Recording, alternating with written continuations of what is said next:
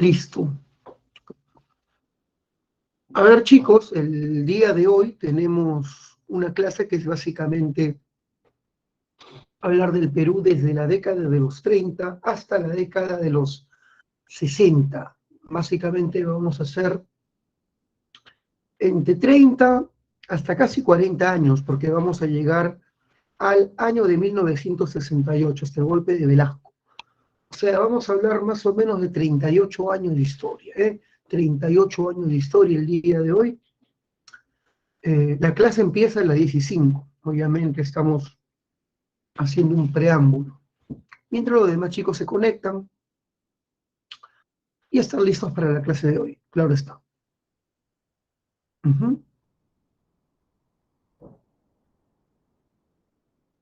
Claro está.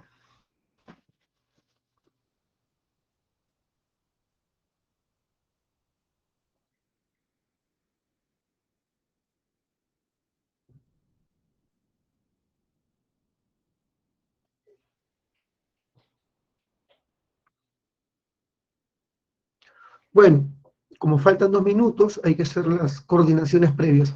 Una pregunta, ¿escuchan bien mi voz, chicos? ¿Se escucha bien la voz? ¿Hay una buena recepción de audio?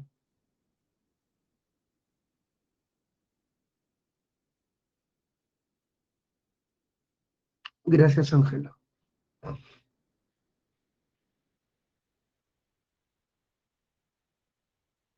Hola, Germán. Gracias.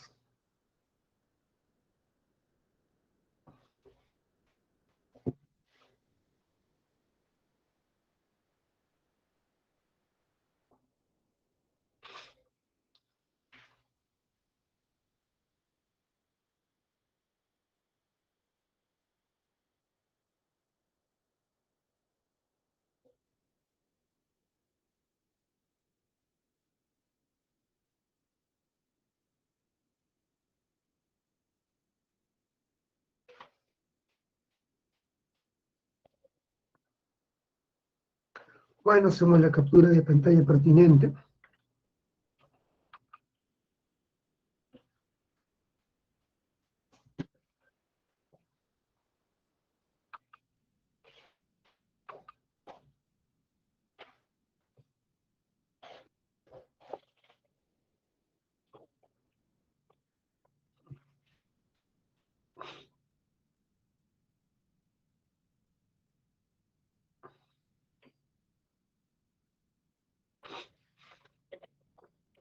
Tenemos todo listo, ¿eh? Listo, empezamos la clase. 10:05 en punto, comenzamos con la clase. Y ahora sí. El primer tema que a continuación desarrollaremos es el tercer militarismo. Es el periodo que le sigue al oncenio de Leguía. Se inicia en 1930 con el golpe militar de Arequipa. Empieza con la rebelión de Arequipa. Esta rebelión lo realiza el famoso coronel Luis Miguel Sánchez Cerro. Sí, Sánchez Cerro hace un golpe de Estado desde Arequipa para derrocar al gobierno de Leguía. Una vez derrotado el dictador, se establece una junta militar.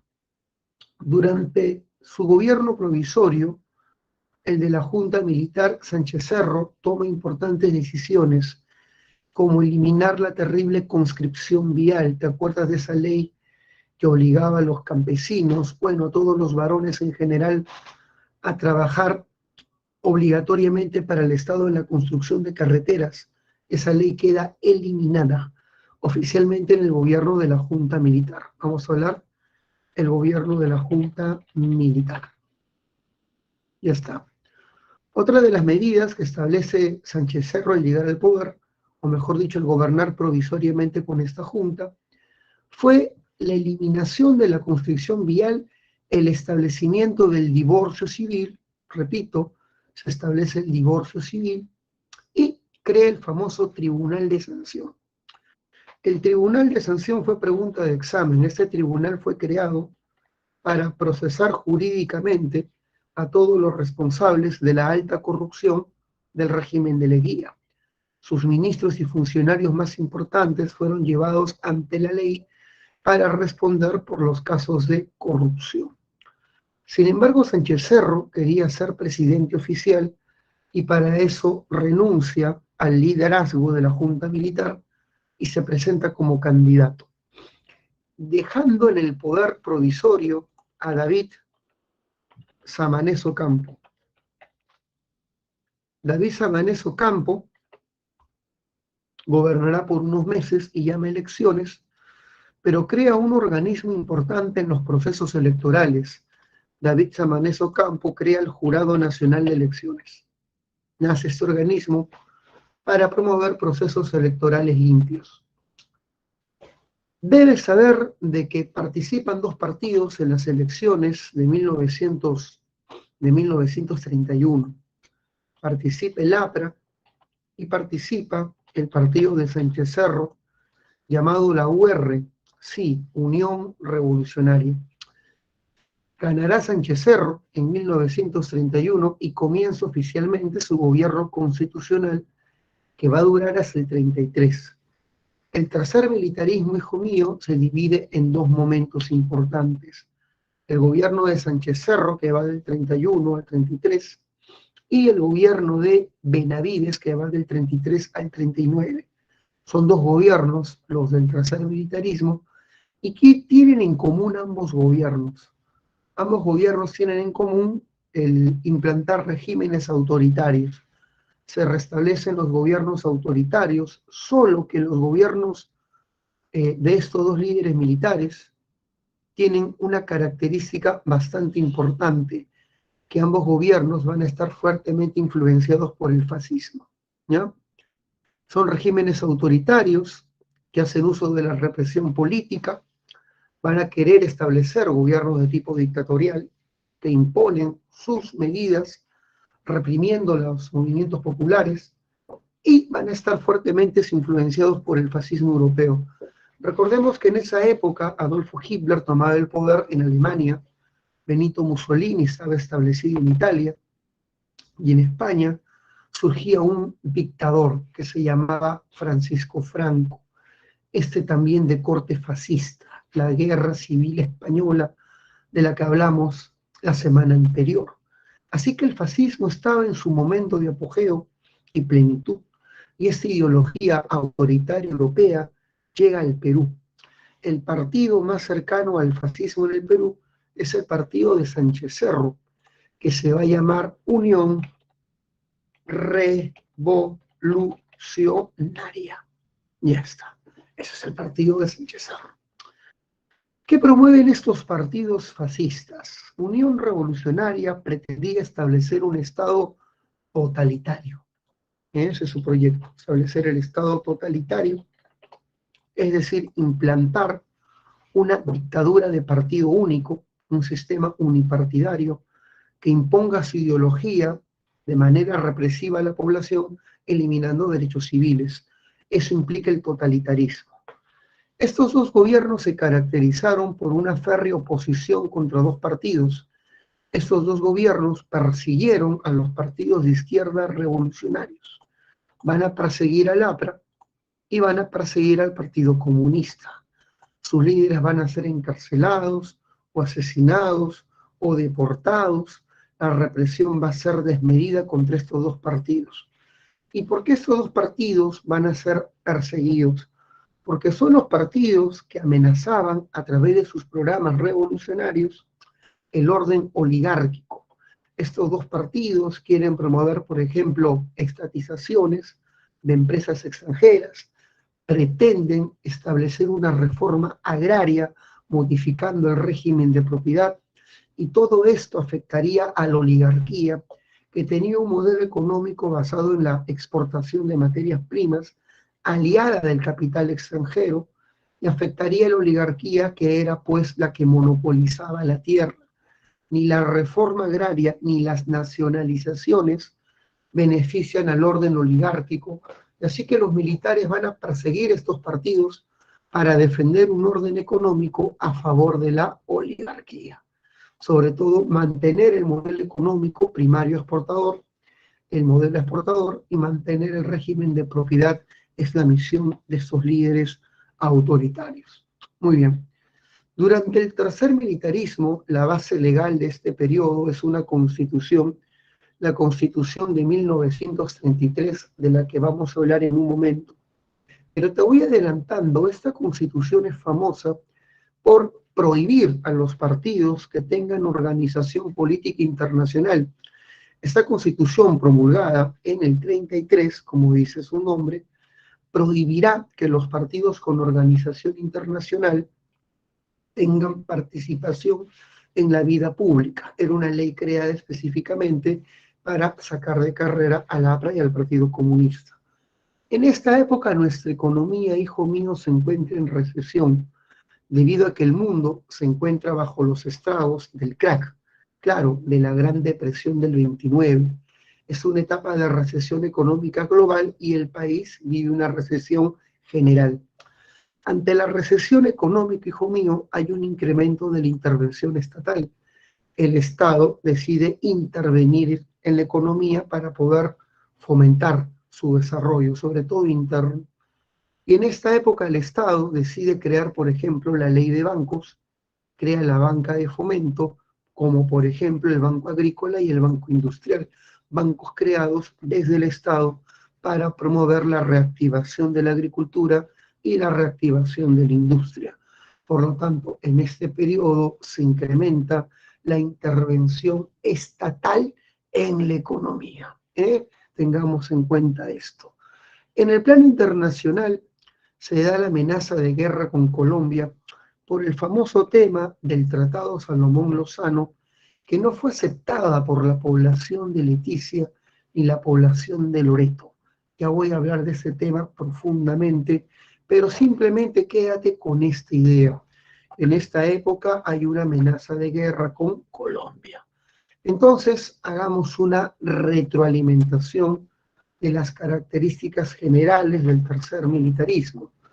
El tercer militarismo dura 9 años y comprende 2 gobiernos, el de Luis Miguel Sánchez Cerro y el de Óscar R. Benavides. Con una aclaración, Óscar R. Benavides está desarrollando su segundo gobierno en este periodo, segundo gobierno de Benavides.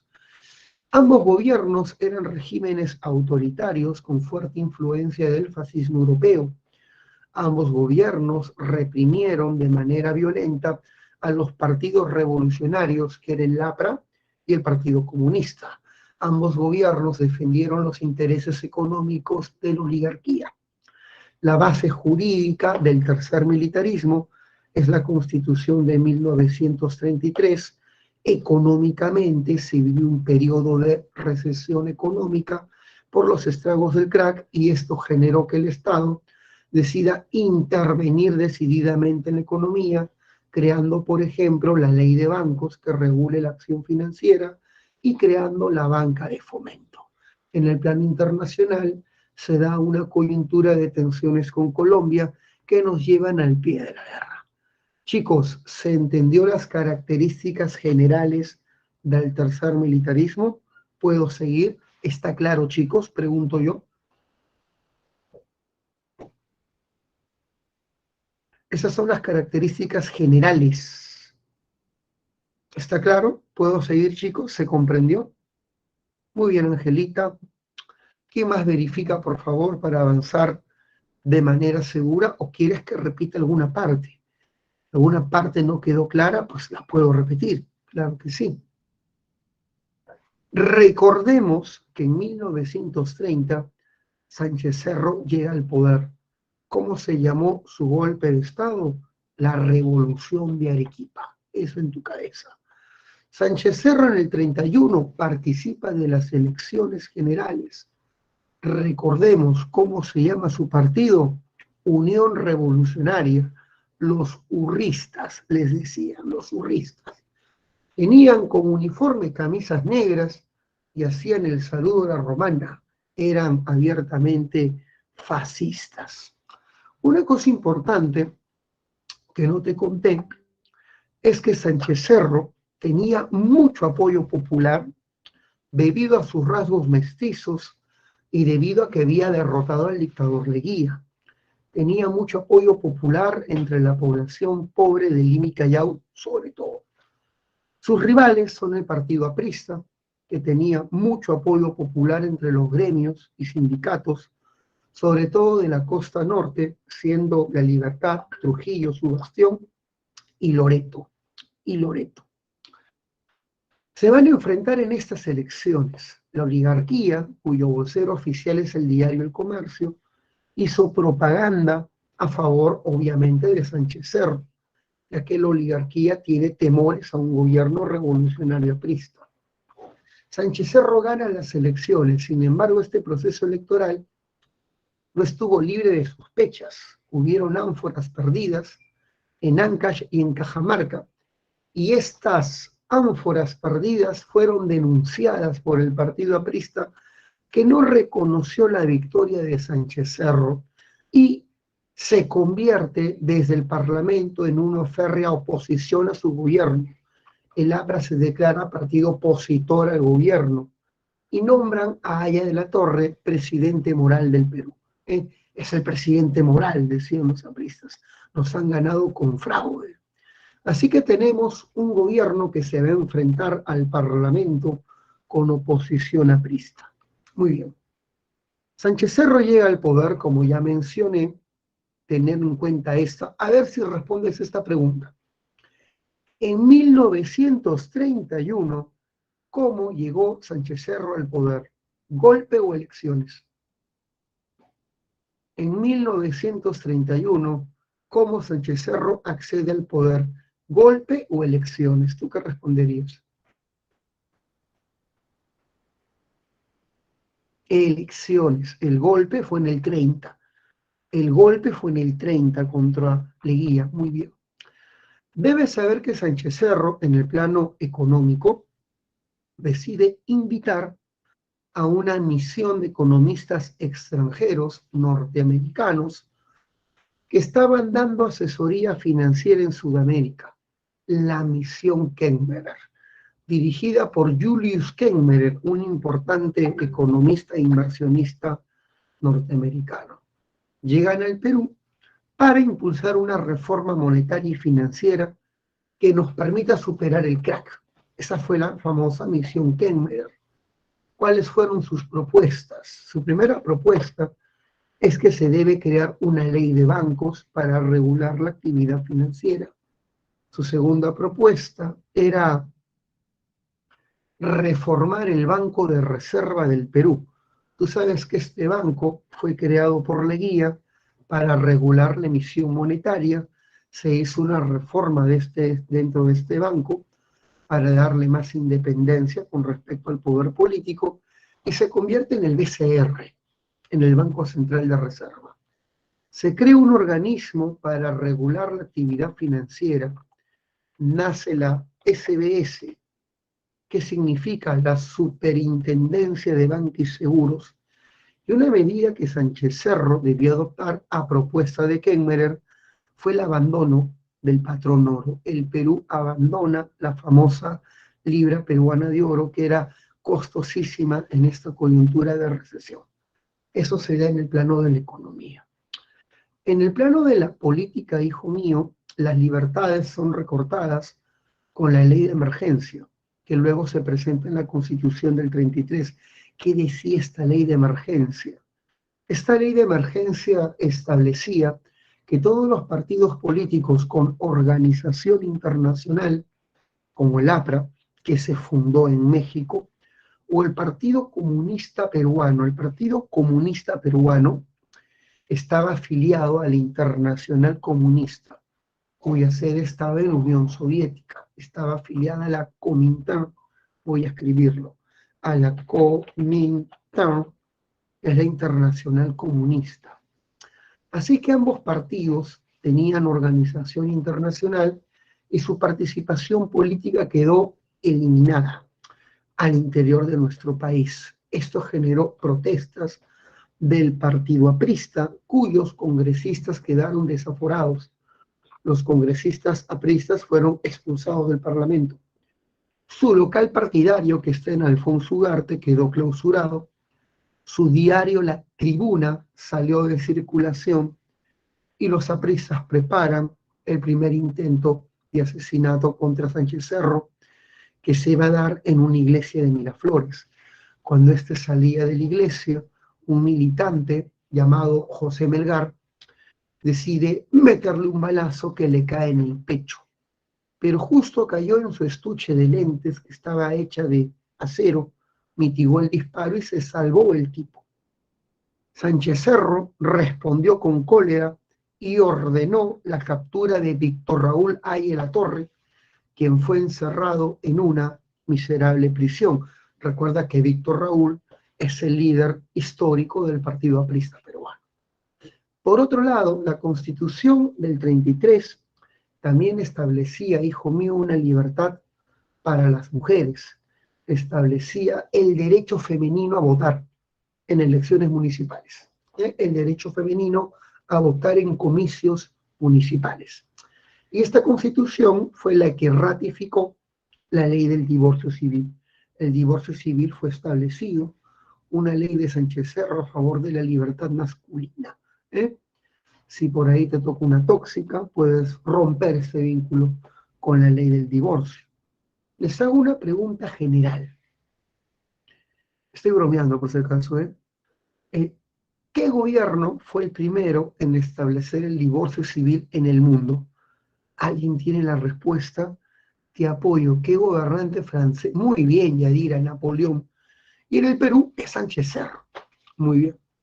Debes saber, por otro lado, de que durante su gobierno, los militantes apristas, desesperados, porque habían rumores que a Víctor Raúl le habían roto las piernas en prisión, que lo habían cegado, que lo habían ya asesinado, en momento de angustia deciden atacar un cuartel militar en Trujillo, el cuartel O'Donovan.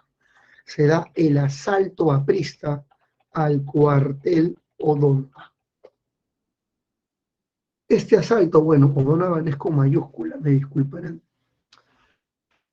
Este asalto estuvo dirigido por un militante llamado Manuel Barreto, llamado el Búfalo, quien murió en el asalto a este cuartel, donde mueren importantes oficiales y soldados. Esta matanza de oficiales, perpetuada por los apristas, será la causa de la enemistad entre el APRA y las Fuerzas Armadas. Una enemistad bastante fuerte en el futuro. Cada vez que el APRA intente llegar al poder, las Fuerzas Armadas van a imponer su veto, su prohibición. Importante esto.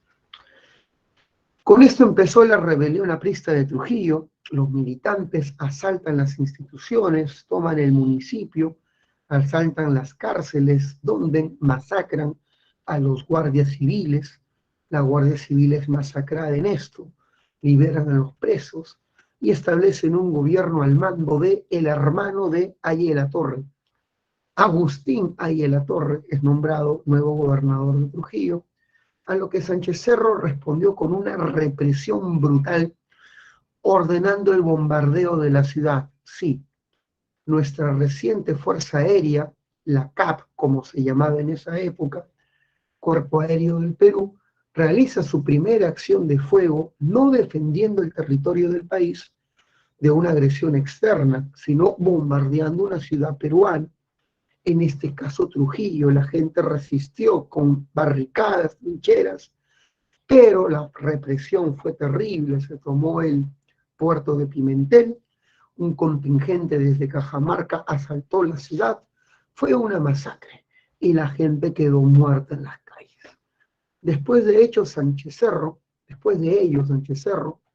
capturó a los militantes apristas, los llenaron en camiones y se los llevaron a las ruinas preincas de Chanchán. Una vez en Chanchán, ordenó la ejecución sumaria de estos líderes apristas. Según cifras del gobierno, mataron a 100. Según cifras del aprismo, fueron 4.000. A este suceso, que ciertamente es una violación a derechos humanos, se le llama la masacre de Chanchán. Cuando los militares ejecutaban a los apristas, agarraban sus revólveres, se lo colocaban a la altura de la coxis, la columna, y disparaban para romperle las vértebras. Estos en el suelo se revolcaban hasta la muerte, y los militares, riéndose, llamaron a este revoltijo del movimiento del cuerpo la danza de los pescaditos. Un militante aprista llamado Carl Phillips, al ver que le iban a meter un balazo en la cabeza, dijo una frase que se convertirá en el lema del partido. La frase se resume con las siglas CEASAP. Solo el APRA salvará al Perú. Se convierte en el lema de la Prisma. Solo Dios salvará mi alma, dijo este hombre, y solo el APRA salvará al Perú. Muerto, su frase se convierte en el lema de este movimiento revolucionario en los 30. Debe saber de que la violencia fue tan grande, no solamente en Trujillo y en Chanchán, hubieron matanzas en el centro minero de Malpaso también. Fueron tan grandes de que el sociólogo Augusto Thorndike llamó a 1932 el año de la barbarie, el año de la barbarie. Por si fuera poco, hijo mío, la población de Leticia, cedida a Colombia por Leguía con el Tratado Salomón-Lozano, recuerda que este tratado entregaba el trapecio amazónico y Leticia a los colombianos, ¿sí? Se revela. La población de Loreto, movilizada por apristas, asaltan Leticia exigiendo su restitución al Perú.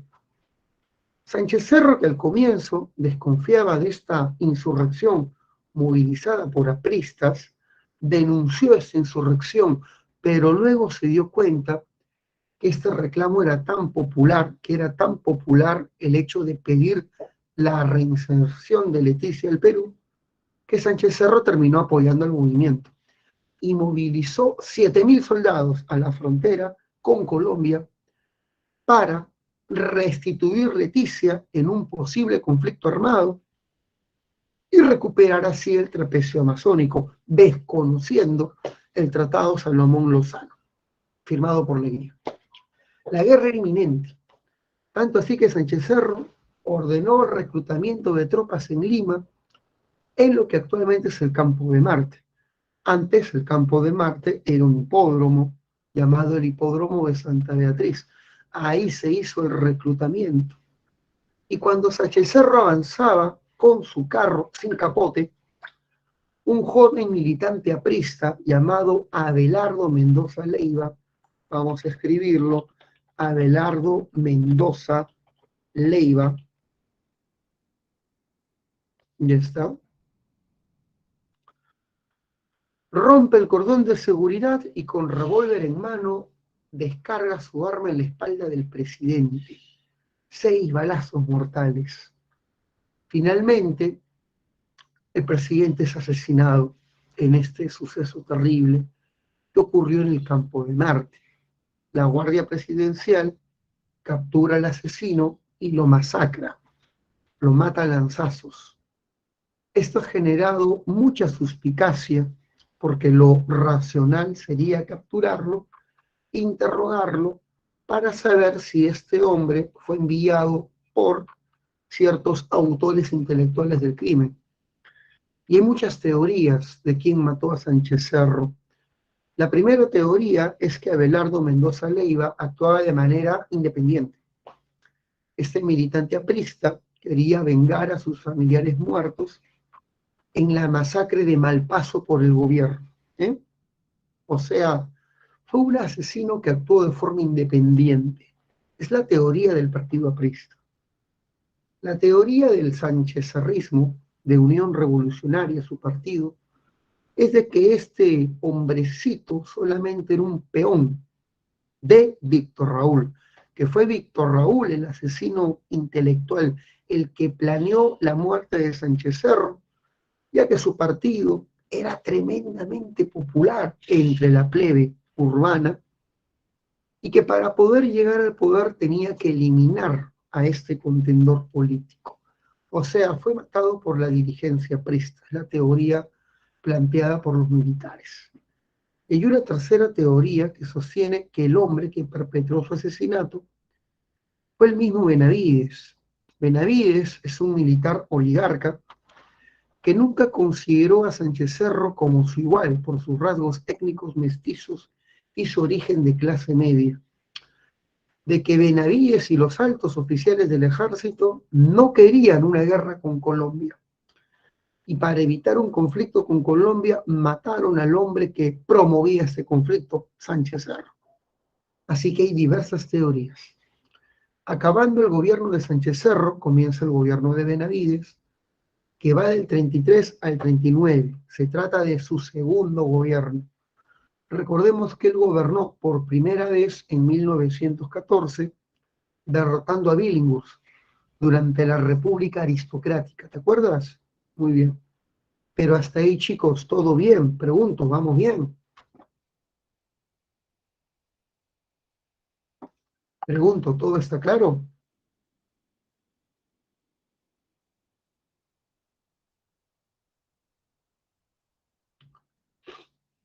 Muy bien, Ángela. Lo más importante de Sánchez Cerro y Aguirre es la ley de emergencia. Es lo que más preguntan de él. La famosa ley que sacaba de la legalidad a los partidos políticos con organización internacional. Eso es lo que más viene de Sánchez Cerro. O la Constitución del 33, que permitió el voto femenino en comicios municipales. Muy bien. Listo. Una vez que hemos entendido esto, pasemos al gobierno de Benavides. Benavides quería calmar el clima de conflicto interno. Quería evitar una guerra civil con el APRA. Y para eso Benavides nombra a un ministro conciliador y demócrata, Jorge Prado. Se convierte en su primer ministro y este lanza una política de conciliación con el APRA denominada Política de la Paz y Concordia. Una de las primeras medidas de este ministro fue evitar la guerra con Colombia, firmando el famoso protocolo de 1834, perdón, de 1934, también llamado Protocolo de Paz, Amistad y Cooperación. Por este protocolo, el Perú renuncia definitivamente a Leticia, evitando así el conflicto con Colombia, respetando el Tratado Salomón-Lozano. Y la otra medida de Jorge Prado era, hijo mío, la ley de amnistía. Y con esta famosa ley liberó a Ariel Latorre. Ariel Latorre quedó libre, los dirigentes apristas pudieron regresar del exilio, se permitió la reapertura de su local en Alfonso Ugarte, se permitió la circulación de su diario La Tribuna. El partido aprista volvía, por así decirlo, a reiniciar sus actividades partidarias. Ahí en la torre se entrevista en secreto con Benavides, en Palacio de Gobierno. Y al entrevistarse, estaban de acuerdo para firmar un pacto de no agresión. Ahí en la torre aceptaba la paz con el gobierno, firmaba un acuerdo de armisticio con el gobierno, por así decirlo, si es que éste anulaba la ley de emergencia, permitiendo su retorno a la legalidad y participar de los siguientes comicios electorales. Pero Benavides no aceptó suprimir la ley de emergencia y la negociación se rompe. Es por eso que Benavides cambia de actitud y nombra un nuevo ministro llamado José de la Ribagüero, nieto del primer presidente de la República. Él es el nieto, José de la Ribagüero Nieto, un hombre ganado por ideas fascistas, un hombre que repudia a la izquierda revolucionaria, y este hombre, al llegar al poder, reinicia las persecuciones contra el APRA. Así que este gobierno inició su régimen con una política de conciliación que al fracasar decidió retornar a las persecuciones. Se dan las elecciones de 1936 y en estas elecciones gana Luis Antonio Eguiguren. Luis Antonio Eguiguren. Este famoso político, demócrata, moderado, gana las elecciones con una aplastante mayoría. Pero Benavides no es tonto. Se ha dado cuenta que este hombre ha ganado con el voto aprista, que es el candidato fachada del APRA. Si este hombre es nombrado presidente, él va a restituir al APRA a la legalidad y él quiere evitar esto a toda costa. Así que anula las elecciones del 33, evitando que Eguiguren llegue al gobierno, ya que era el candidato fachada del APRA. Repito, las elecciones del 36 son eliminadas porque el ganador, Luis Antonio Eguiguren, ganó con voto aprista y su misión era restaurar al APRA la legalidad. Para evitar eso, las elecciones del 36 fueron anuladas y Luis Antonio Eguiguren no tomó el mando. Benavides se quedaría por 3 años más, hasta el 39. Debes saber que Benavides, durante su gobierno, se reactiva la exportación.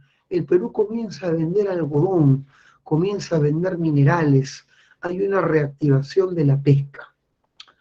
Y todos esos ingresos hacen que el Perú pueda tener ahora cierto dinero para gastar. ¿En qué lo va a gastar Benavides? En obras públicas para darle trabajo a la gente. Obras públicas como la carretera panamericana. Se construye el tramo peruano de la carretera panamericana. Se construye la carretera central, esa carretera que te lleva a Huancayo. Se construye el hospital obrero. Este hospital se construyó en la avenida Grau y actualmente viene a ser un hospital de la red de salud. Actualmente viene a ser el Guillermo Almenara. Me parece que es el segundo hospital más importante de Lima dentro de la red de salud. Debes saber que en esta época se construye el Palacio de Gobierno y de Justicia, que son pues edificaciones republicanas. Nuestro Palacio de Gobierno se caracteriza por su tremendo lujo. Es uno de los palacios más bellos de Sudamérica, elaborado por un gran arquitecto de origen italiano, y este arquitecto, hijo mío, se lució, haciendo uno de los palacios más lujosos y bellos en términos estéticos. Yo me acuerdo que el presidente Castillo, cuando asumió el gobierno, anunció que no gobernaría desde Palacio, ya que este era un símbolo de la colonialidad, la casa de Pizarro. Bueno, pues era incorrecto, ya que nuestro Palacio de Gobierno no tiene origen colonial, es una estructura republicana, construida en la época de Benavides. Así que esa referencia, hijo mío, era bastante inexacta, una llamada ciertamente populista. Debes saber, hijo mío, de que Benavides es inteligente, es un dictador, pero no es tonto. Este hombre quiere quitarle al APRA apoyo social entre la clase obrera. Así que da concesiones a los obreros para quitarle al APRA apoyo entre este grupo social. Una de sus medidas más famosas fue el Seguro Social Obrero. El obrero gana una cobertura de salud en caso de enfermedad para ser tratado en una red, o sea, nace oficialmente el Seguro Social. Nace el Seguro Social para dar cobertura de salud al sector obrero y quitarle al APRA apoyo popular. Crea el famoso Ministerio de Bienestar Social y en este famoso ministerio establece un control de precios. El control de precios, hijo mío, fue establecido, su institución creó la Superintendencia de Bienestar Social. Y esta institución fue creada para establecer un control de precios y evitar que los precios de las canastas básicas se eleven para mantener la subsistencia popular a bajo costo. Todas estas medidas fueron creadas para ganarse, por supuesto, el apoyo popular. Ya está. Este es el gobierno de Benavides, chicos. Listo, pasamos a nuestra segunda temática, que es la primavera democrática. Chicos, ¿hasta ahí se entendió? ¿Vamos bien? Pregunto. ¿Se va comprendiendo? Pregunto.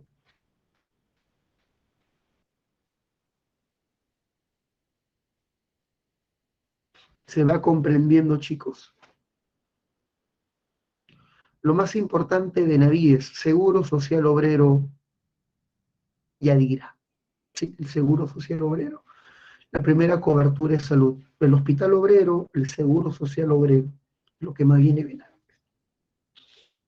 De Sánchez Cerro vienen tres cosas, ¿eh? La ley de emergencia, la misión Kenmerer, que ya expliqué, y la Constitución del 33 que permitió el voto femenino en comicios municipales. Lo que más viene de Benavides es el Seguro Social Obrero, el Hospital Obrero, y por ahí su intento de conciliar con el APRA, con la política de paz y concordia, es lo que más viene. Como te digo, ¿cómo se pasó de 5 a 6 años de gobierno? Fueron modificaciones constitucionales. La constitución que prolongó el gobierno a 6 años fue la constitución del 39, constitución conservadora, que quería fortalecer el gobierno presidencial. Luego esto se redujo. La constitución del 60, establecida por Castilla, redujo el gobierno presidencial a 4. Luego viene la constitución de Leguía, la del 20, que la prolongó a 5. Y así las constituciones van cambiando, de acuerdo al gobierno de turno. ¿Se entendió, Germán? Te pregunto, ¿se comprendió? Chévere. La primavera democrática es básicamente la década de los 40. Se me olvidó. Justo cuando Benavides iba a terminar su gobierno, justo cuando su gobierno está por acabar, comienza la Segunda Guerra Mundial. Así que la Segunda Guerra Mundial se inició, hijo mío, a finales del gobierno de Benavides. ¿Ya? Sigamos. Debes saber de que la llamada primavera democrática es un periodo donde la persecución a los partidos políticos radicales va a ser reducida. Se reduce la persecución política a los partidos de izquierda revolucionaria. Es un periodo de restablecimiento de la democracia. Es un periodo de mayores libertades políticas con respecto al periodo anterior. En este periodo, los presidentes van a ser líderes civiles de convicción democrática. ¿Quiénes van a ser los presidentes? Tenemos a Manuel Prado Ugarteche, era un hombre de la oligarquía, representante de una de las familias más ricas del Perú, el Imperio Prado, y el siguiente presidente se llama José Luis, aquí está, José Luis Bustamante y Rivero. Bustamante y Rivero es un abogado arequipeño de clase media y que buscaba la democratización del país. Bueno, pues tenemos a un presidente oligarca y un presidente de clase media, ambos líderes civiles, ambos con ciertas convicciones democráticas, ambos van a reducir las persecuciones contra el APRA y el Partido Comunista, contra el APRA y el Partido Comunista. Y ambos van a impulsar un periodo de mayor tolerancia política llamada la Primavera Democrática. Sí, como ha dicho Germán, Manuel Prado es hijo de Mariano Ignacio Prado, el presidente acusado por el pierolismo de abandonar el país en medio de la guerra contra Chile. Sí, él es el hijo de este presidente. Muy bien. Entonces creo que se entendió, Primavera Democrática es un periodo donde los gobiernos recaen en líderes civiles con convicciones democráticas. Es un periodo de mayor tolerancia política, ya que se reduce la persecución contra el Partido Aprista y el Partido Comunista Peruano. En ese sentido, es un periodo de mayor liberalización política. ¿Qué pasaba en el mundo? La Segunda Guerra Mundial. ¿Y el Perú cómo va a participar en esta guerra? Bueno, al comienzo el Perú se declara país neutral hasta 1941. En el 41 el Perú decide participar declarándose país aliado. ¿Por qué? ¿Qué hizo que el Perú cambie su postura? El ataque a los Estados Unidos, hecha por Japón. El presidente Prado era un ferviente amigo y colaborador del presidente norteamericano Franklin Roosevelt, y ante el ataque japonés a Estados Unidos, el Perú se declara país aliado y decide apoyar a Norteamérica. ¿Cómo el Perú apoyó a los Estados Unidos? Ya vamos a verlo, pero sobre todo comercialmente, con venta barata de materias primas. Muy bien, con el esfuerzo exportador de materias primas. Listo, ya tenemos las características de este periodo, pero debes saber que en la coyuntura de guerra, cuando hay guerra, hijo mío, las exportaciones se incrementan, eso es verdad, pero la guerra genera trastornos inflacionarios en el mundo. ¿Qué se hace para evitar la inflación? El Estado estableció la política de control de precios. Debes saber que también el Estado estableció una política de control de cambios. El Estado estableció el precio de la moneda internacional para evitar una devaluación monetaria. Repito, para evitar una inflación, el Estado establece un control de precios. Para evitar la devaluación monetaria por la guerra, se establece un control del tipo de cambio. Y para evitar que la canasta básica suba de precio, para evitar el incremento de la subsistencia, se establece una política de subsidios. Ya sabes lo que es eso en economía. Es cuando el Estado asume parte del precio de los productos de primera necesidad para que estos lleguen con un precio más reducido a los sectores populares. Muy bien, estas son las políticas del Estado. Por otro lado, en el plano internacional tienes que saber de que el Perú va a tener un conflicto con Ecuador, la guerra con Ecuador del 41. De eso vamos a hablar también en un momento. Así que ya tienes todas las características de la primavera democrática. Son dos gobiernos, el de Prado y el de Bustamante. Ambos líderes civiles, ambos con convicciones democráticas, ambos practican una política de mayor tolerancia con los partidos perseguidos, el APRA y el Partido Comunista, y ambos van a establecer una política de control de precio, tipo de cambio y subsidios. ¿Se entendió hasta ahí, chicos? Pregunto, ¿vamos bien? ¿Vamos bien? Muy bien, Yadvirita. ¿Quién más está comprendiendo? Muy bien, chicos. Excelente. Hablemos del gobierno de Manuel Prado. Prado representa la oligarquía, pero no representa la oligarquía tradicional terrateniente. Él representa el sector más moderno y avanzado de la oligarquía, el sector financiero e industrial, lo que bien podríamos llamar burguesía nacional. Prado es dueño de bancos como el Banco Popular, es dueño de fábricas como la fábrica Santa Catalina, su nombre de negocios.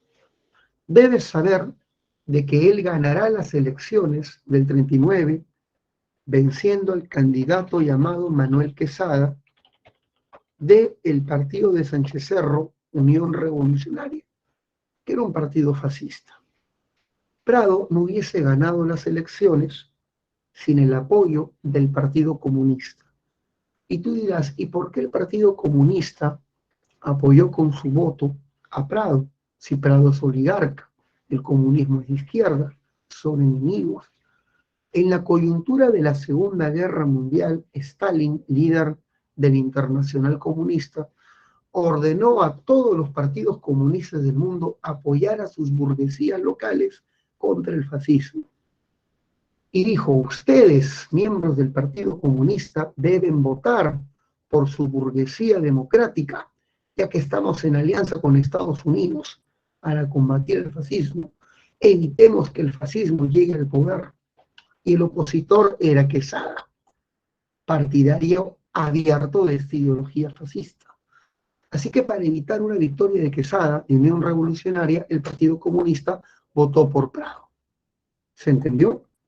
Prado gana las elecciones, por apoyo del Partido Comunista, quien lo prefería a él que al otro candidato, Manuel Quesada, porque Quesada era abiertamente fascista.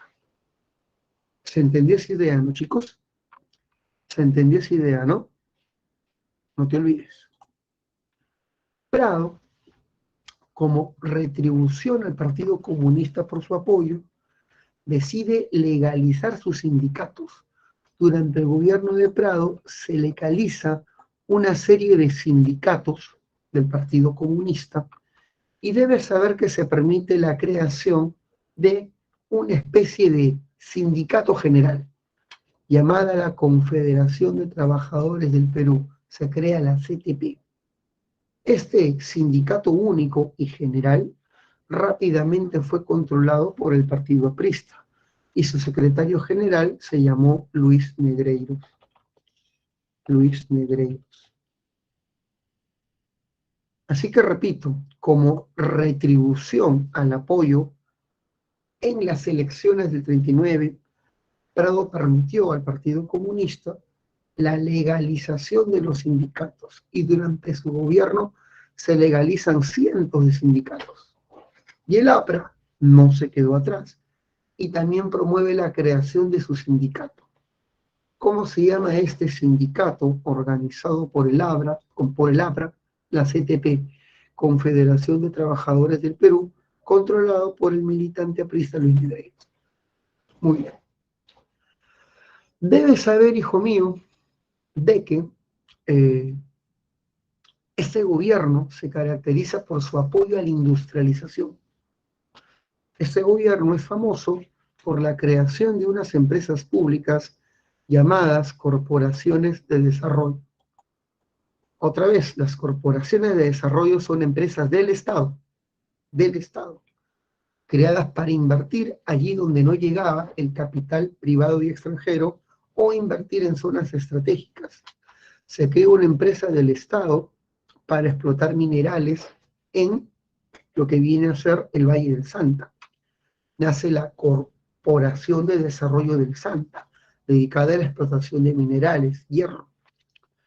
Se crea una corporación para la aviación comercial, me parece que se llamaba Corpac. Ahí está, sí se llama Corpac. Corporación de Aviación Comercial. Era una empresa pública del Estado dedicada a brindar el servicio de transporte aéreo, era una empresa estatal. Y se crea la famosa Corporación del Amazonas. Esta es una empresa pública dedicada a la exportación de caucho. Así que se crea una empresa pública para exportar minerales, la Corporación del Santa. Se creó una empresa pública para la aviación comercial, Corpac, y se creó una empresa pública para la explotación de caucho llamada la Corporación del Amazonas. Listo, son las famosas empresas públicas. Por otro lado, durante su gobierno se da un suceso bastante triste, el incendio de nuestra biblioteca. La biblioteca se quema en 1943. Sí, la biblioteca reconstruida por Ricardo Palma, ¿te acuerdas? Se quemó. El patrimonio bibliográfico del país se perdió en este terrible incendio. Así que se decide crear la tercera Biblioteca Nacional. Y la tercera Biblioteca Nacional va a ser creada por un historiador llamado Jorge Basadre. ¿Sí? Jorge Basadre crea la tercera Biblioteca Nacional. Celeste, hijita, no te has dado cuenta, pero tu cámara está prendida. Celeste, tu cámara está prendida, hijita, por si acaso, te voy avisando. Te voy avisando. Ahí está. Muy bien. Listo. Ya. Por otro lado, seguimos. Debes saber que la tercera biblioteca fue creada por Jorge Basadre, el historiador de la República, eminente tacneño, que aparece en los billetes de 100 soles. Hace poco el presidente Castillo habló de Jorge Basadre, pero le cambió de nombre, le puso por nombre José Basadre. Ay, Dios mío, ay, Dios mío. Bueno, ya está, no importa, no importa. Listo. José Basadre, ay Dios mío.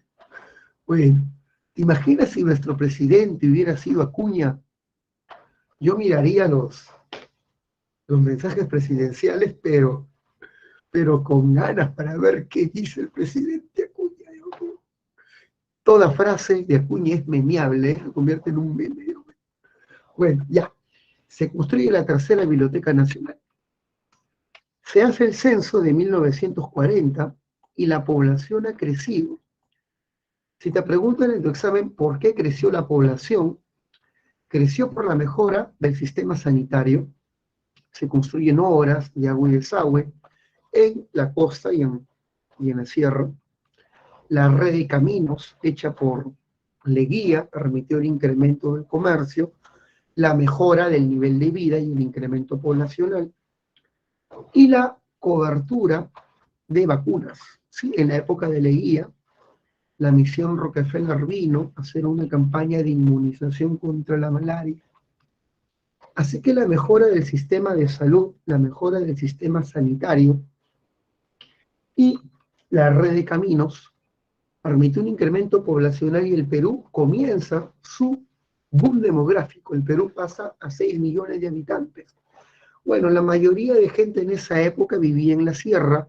La sierra era considerada la reserva demográfica del país. Disculpen, chicos. Sin embargo, ya se detecta un fenómeno, el fenómeno de la migración a la costa. Ya la migración urbana se incrementa. Muy bien, listo.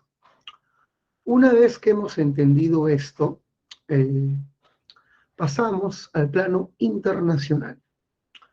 En el plano internacional, hijo mío, se estaba dando la guerra contra Ecuador en el 41. ¿Por qué se daba esta guerra? Bueno, en realidad, en el siglo XIX, durante el llamado segundo militarismo, el presidente Cáceres había intentado cerrar fronteras con Ecuador con el famoso tratado García Herrera. García Herrera. ¿Sí? Eso se firmó durante el gobierno de Cáceres. El tratado García Herrera intentaba demarcar una frontera con Perú y Ecuador, llamando a España para el arbitraje. Y España propuso una línea divisoria que no satisfizo ni a uno ni a otro país. Ambos países renuncian a la mediación española y se colocan a pie de guerra. Así que el Tratado García Herrera se convierte en un precedente para este conflicto, pues no fue capaz de delimitar de manera satisfactoria nuestras fronteras. Ecuador reclamaba Tumbes, Jaén y Maynas en su deseo de tener salida al río Amazonas, era su gran pretensión. Así que la guerra empezó cuando Ecuador cruza la frontera y decide atacar un puesto militar peruano, el puesto de Aguas Verdes. La guerra comienza cuando Ecuador ataca el puesto de Aguas Verdes. El presidente Prado, que quería limpiar el apellido de su familia, recuerda que fue padre del presidente acusado de abandonar el país durante la guerra, fue al campo de operaciones y en menos de un mes, con diversas acciones militares, el Perú expulsa a las tropas ecuatorianas y logramos invadir su territorio, llegando a tomar un territorio ecuatoriano llamado Provincia de Oro. La Provincia de Oro. Muy bien. El líder de las acciones militares fue el general Eloy Ureta. Ese general es el vencedor de la batalla de Zarumilla. El vencedor de la batalla de Zarumilla. Y por su gran acción militar, el Congreso propuso nombrarlo mariscal. En realidad, Eloy Ureta es el último militar que ha tenido grado de gran mariscal. Es el último mariscal de nuestra historia. No ha habido otro después de él, el último con grado de mariscal, por sus acciones bastante efectivas en la guerra contra Ecuador. Debes saber que en esta guerra se inmolan, se sacrifican dos importantes peruanos, un aviador y un guardia civil. El piloto FAP se llamaba Abelardo Quiñones, José Este sí se llama José Abelardo Quiñones, también llamado el héroe de Quebrada Seca, porque muere en esta zona, atacando la batería, o sea, tratando de atacar y destruir las baterías antiaéreas del enemigo. Es alcanzado, y cuando este hombre intentó eyectarse de su avión, y al no poder, se da cuenta que su muerte era inminente, se iba a estrellar, sí, no podía eyectarse. Y para evitar que este avión caiga en la selva y se pierda, decidió mover su avioneta, regresar a la zona enemiga y estrellarse contra las baterías antiaéreas ecuatorianas, destruyéndolas en el acto y muriendo de manera fulminante y heroica. Por eso es de que Ecuador devolvió los restos mortales de Abelardo Quiñones, envuelta en el pabellón nacional y con palabras de honor, que decían: devolvemos al Perú a este hombre que supo honrar a sus patrias y a sus fuerzas armadas. Se reconocen que este tipo se lanzó con todo para destruir el sistema defensivo ecuatoriano y que su vida no se tire en vano. El otro personaje que sobresale es, aquí está el gran José Abelardo Quiñones. El otro personaje que sobresale es Alipio Ponce. Alipio Ponce, guardia civil, era enviado a distintas regiones del territorio ecuatoriano a hacer acciones de reconocimiento y fue famoso por haber vencido en 3 grandes misiones. Logró derrotar a 3 contingentes ecuatorianos. Lamentablemente, Alipio Ponce fue sorprendido y emboscado, y él y todo su regimiento van a morir en una acción de reconocimiento en territorio enemigo. Por eso es que la Policía Nacional del Perú lo ha nombrado su patrono. Él es patrono de la Policía Nacional Peruana. Listo, la guerra termina, hijo mío, con la firma del Protocolo de Paz y Amistad de Río de Janeiro. Este famoso protocolo tiene como países garantes a Estados Unidos, Argentina, Chile y Brasil. Este famoso protocolo cerró las fronteras peruano-ecuatorianas, con excepción de un punto de difícil acceso. La única zona no delimitada por este protocolo es Cordillera del Cóndor, y será en Cordillera del Cóndor donde Perú y Ecuador tendrán sus últimos conflictos. Los últimos conflictos peruano-ecuatorianos se van a dar en este territorio que no fue delimitado por el protocolo de Río de Janeiro. ¿Cómo el Perú participó de la Segunda Guerra Mundial? Bueno, dando materias primas a Estados Unidos por un precio bastante por debajo de la cotización internacional. El Perú vendió algodón, caucho y cobre. Y también vendimos quinina, o sea, el árbol de la quina. ¿Por qué Estados Unidos estaba tan interesado en consumir árbol de la quina? Porque sus soldados, peleando en el Pacífico, se enfermaban de malaria, de paludismo. Y el árbol de la quina es la cura tradicional para esto. Pero el producto fue depredado, se depredó a tal cantidad que hoy en día el árbol de la quina está oficialmente extinto, casi extinto. Me parece que en Lima solamente hay una municipalidad que tiene un árbol de la quina y lo cuidan como el recurso. Ha quedado prácticamente extinto. Muy bien. Una vez que hemos terminado esto, tienes que saber de que el Perú decidió promover, el Perú tomó medidas contra los ciudadanos del eje de nuestro país, contra alemanes, japoneses, italianos. El presidente Prado quería expropiar el Banco Italiano. ¿Y qué hizo el Banco Italiano? Que pertenece al eje.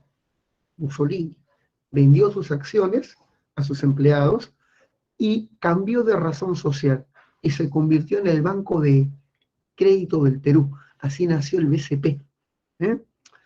¿Y qué se hizo con los japoneses? En el Perú en esa época había una xenofobia contra los asiáticos, contra los japoneses, ¿eh? Y esta xenofobia se expresó en que el presidente ordenó la deportación japonesa. Muchos japoneses fueron deportados, sus bienes fueron confiscados y enviados a los campos de concentración de Estados Unidos, ¿sí? Estados Unidos creó sus campos de concentración contra los japoneses y por otro lado, el gobierno promovió el asalto y el saqueo al barrio chino. Los fregados fueron los chinos, que no eran japoneses, al contrario, los chinos estaban peleando junto a los aliados en contra de Japón y colocaban en sus negocios anuncios de que ellos no eran japoneses, sino que eran chinos. Pero la población de La Victoria y de los barrios populares les interesó un pepino, chero, la misma vaina. Fueron y saquearon sus locales, y el barrio chino fue sacado en esta coyuntura de racismo y xenofobia. Muy bien, ya está. Acabé con el gobierno de Prado. ¿Todo claro hasta ahí, chicos? ¿Todo claro hasta ahí? Pregunto. Muy bien. Linoy pide una retro, claro que sí. El gobierno de Prado llegó al poder con apoyo del Partido Comunista. En retribución legalizó los sindicatos obreros. El gobierno de Prado apoyó a los Estados Unidos en la Segunda Guerra Mundial con cobertura en materias primas, deportando japoneses e intentando expropiar el Banco Italiano.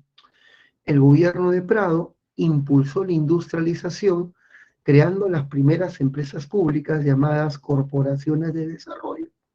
Durante su gobierno se reconstruye la Biblioteca Nacional, nace la tercera por Jorge Basadre, se hace un censo, notándose el incremento de la población en 6 millones, y se da la guerra contra Ecuador, que termina con el Tratado de Paz y Amistad de Río de Janeiro. Básicamente, esa es la retro de Prado, amigo Linover. Lo que más viene de Prado, y es lo que seguramente va a preguntar Yadira, es la guerra contra Ecuador y su impulso a la industrialización. La guerra contra Ecuador y su impulso a la industrialización. Ya está.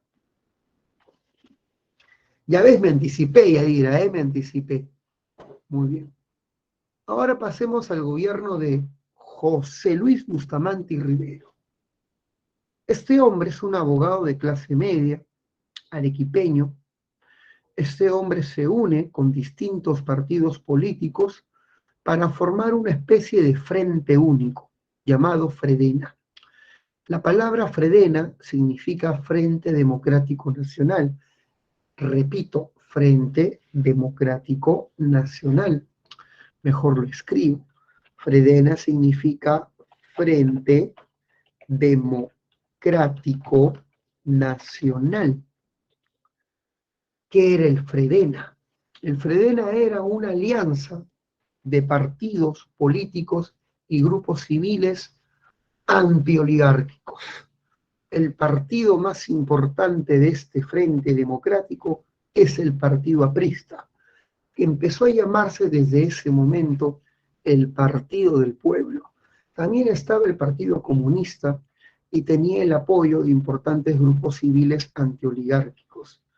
Intelectuales de clase media como Jorge Basadre apoyaron este movimiento, lanzando como candidato electoral a José Luis Bustamante y Rivero. Este hombre tenía un plan, tenía un objetivo. Su objetivo era reconciliar políticamente al país a través de la implantación de la democracia plena. Y para que haya una plena democracia, hijo mío, el APRA debía regresar a la legalidad. Así que su proyecto es retornar al APRA a la legalidad para tener un verdadero régimen democrático, y reconciliar a las fuerzas políticas peruanas. ¿Quién fue su opositor? Su opositor fue el mariscal Eloy Ureta, candidato de la oligarquía. Pero en el proceso electoral la victoria de Bustamante fue aplastante. Llega al poder y decide crear su primer gabinete. Se me olvidó. llama a elecciones complementarias al Parlamento, y en estas elecciones ya el APRA legalizada barra en este proceso electoral y el APRA se convierte en la fuerza hegemónica del Parlamento. El APRA va a tener casi 70 diputados en este Parlamento. Hablamos de un Parlamento con hegemonía prista. Con Bustamante en el Ejecutivo y con el APRA en el Legislativo, teníamos un gobierno netamente popular, un gobierno antioligárquico. Y este hombre se lanza a crear su primer gabinete. Su primer gabinete era un gabinete que tenía a 2 apristas en su composición, cosa que no le gustó para nada a Víctor Raúl, dirigente del aprismo, ya que él quería 5 carteras, 5 ministerios. Él decía, tú ganaste las elecciones con el voto aprista y debes reconocer al partido y darle su cuota en el poder, como Cerrón se lo pide a Castillo.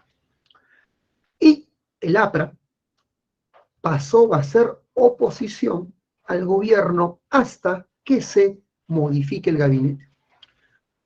Para evitar una confrontación con el partido aprista y con el legislativo, el presidente disolvió su primer gabinete, el gabinete de Rafael Belaúnde, y crea un nuevo gabinete, el gabinete Portugal, el gabinete aprista, ya que a los apristas le da 3 carteras, pero le da 3 carteras claves, le da agricultura, le da comercio y le da hacienda. O sea, toda la economía está en manos del aprismo.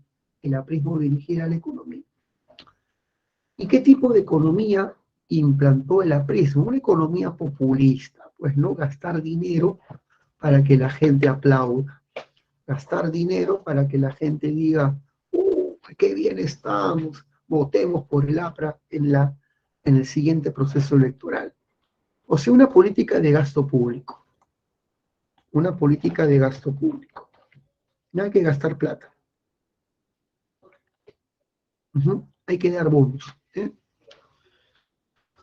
¿Qué hizo el APRA? Elevó los salarios, creó el salario dominical, estableció la gratuidad de la enseñanza secundaria, se estableció la gratuidad de la educación secundaria, pero todo eso cuesta plata. ¿De dónde sacas la plata? Y debes saber que el APRA sacó la plata incrementando los impuestos a las exportaciones, especialmente de azúcar. Y pregunto, ¿quiénes son los grandes exportadores de azúcar? Los terratenientes latifundistas, pues, la oligarquía. Que la oligarquía con sus impuestos pague los programas sociales del gobierno. Eso no le gustó para nada a este poderoso sector económico. Entre otras medidas sociales impulsadas por este gobierno, está la ley del yanaconaje. ¿Dónde estás? No está, demonios.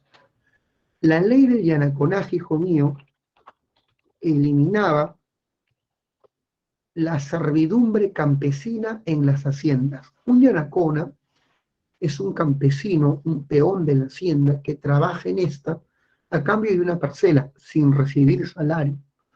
Así que la ley del yanaconaje establecía la obligación de pagar salario a los peones, eliminando el trabajo servil, algo que también desató la ira de la oligarquía.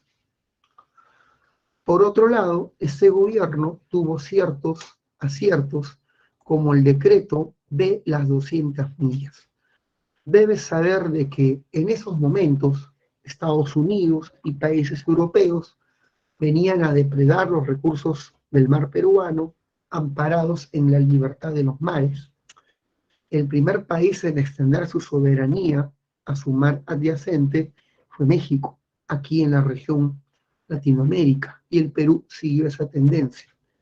Y se declaró la exclusividad económica a las 200 millas del mar adyacente a nuestro territorio. Me explico mejor. Nuestra soberanía se extiende 200 millas.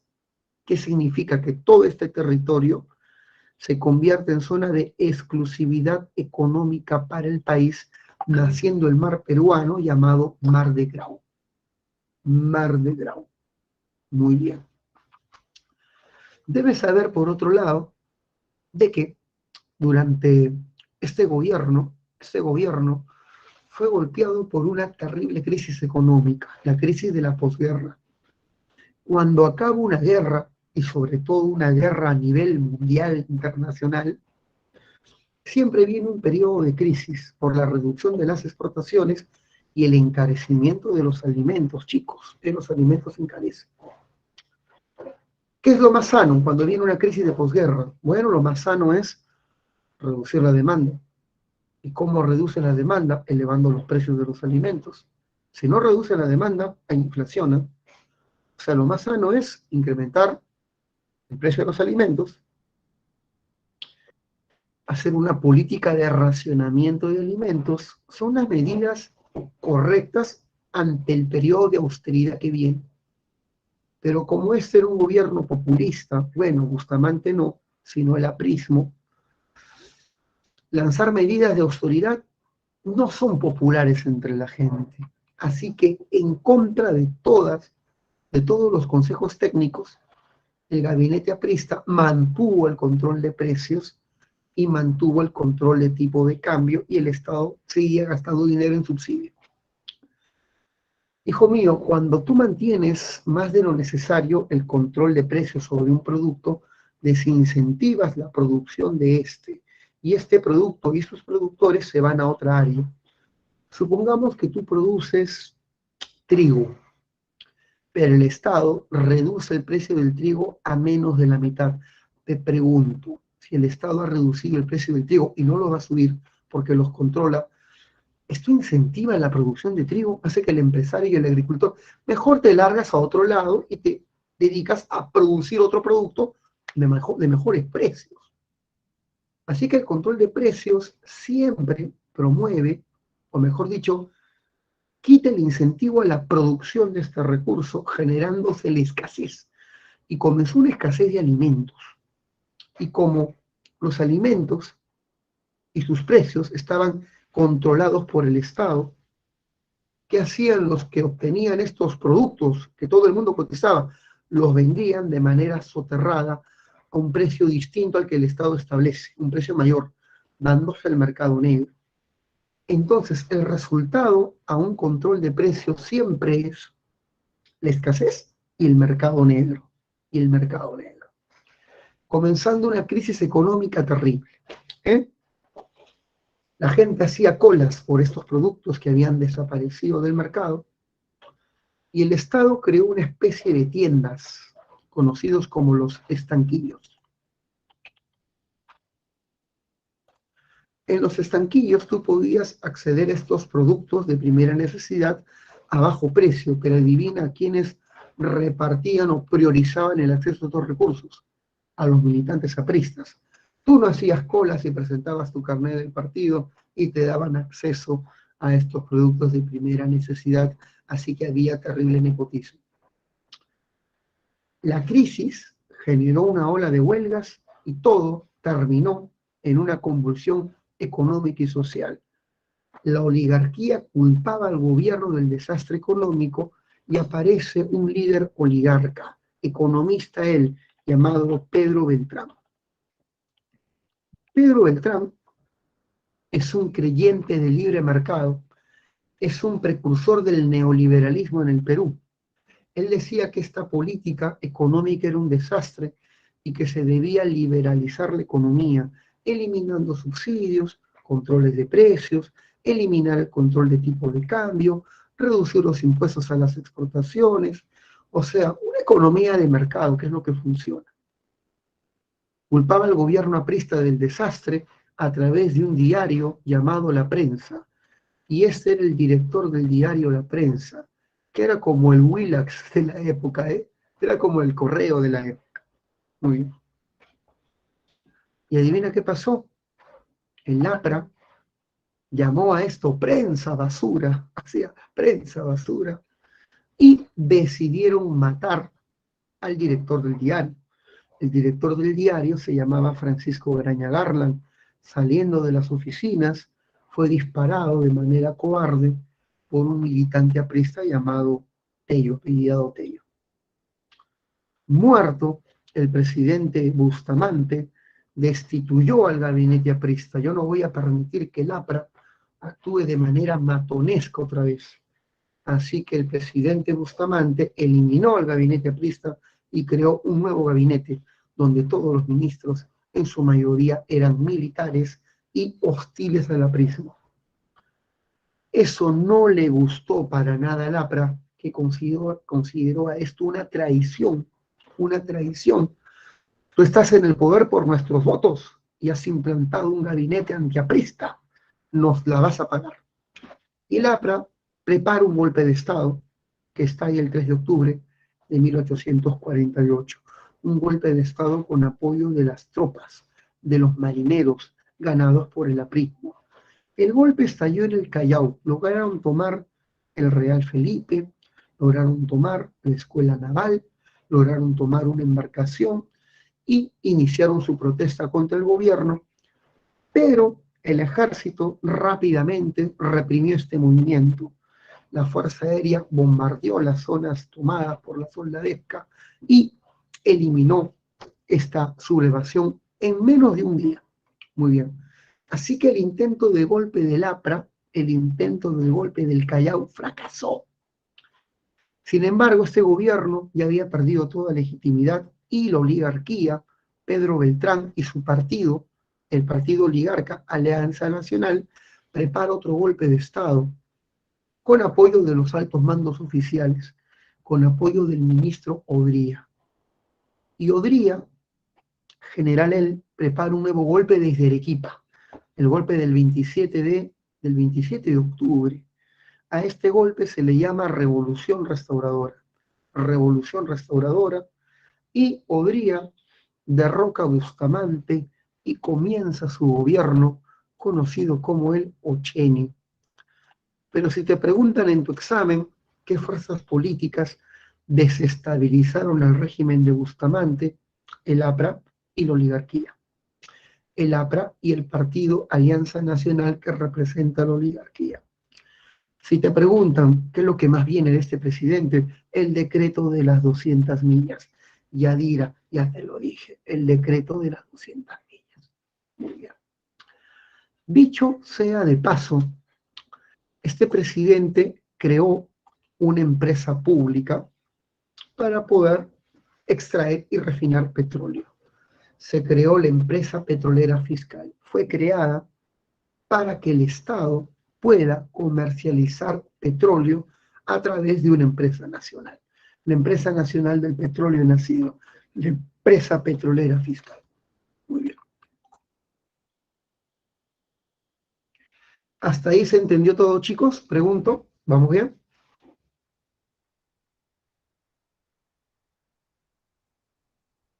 Es la ley que prohibía el trabajo servil en las haciendas, obligando a los hacendados a pagarle un salario al peón.